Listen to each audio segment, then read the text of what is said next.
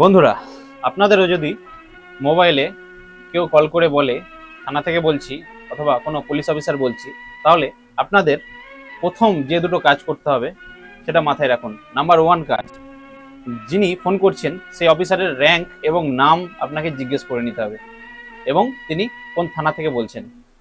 2 নম্বর কাজ, আপনার বিরুদ্ধে কি অভিযোগ আছে, তার মামলা হয়েছে কিনা, কোনো এফআইআর হয়েছে কিনা, তার নাম্বার, কে অভিযোগকারী, তার মামলার সেকশন কি, এইসব বিষয়গুলো আপনাকে বিস্তারিত জিজ্ঞেস করে নিতে হবে।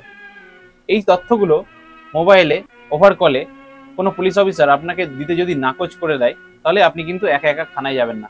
আপনার কোনো আত্মীয় স্বজন, পরিবারের লোকজন অথবা বন্ধু বান্ধবকে আপনি থানায় পাঠাবেন আপনার এই বিষয়টা জিজ্ঞেস করতে, যে কি বিষয়টা হয়েছে, তার বিস্তারিত তথ্য কি, কোনো মামলা হয়েছে কিনা, কোনো এফআইআর হয়েছে কিনা, কোনো কোর্টের কোনো সামন আছে কিনা, কি বিষয়ে আপনাকে থানায় ডাকা রয়েছে।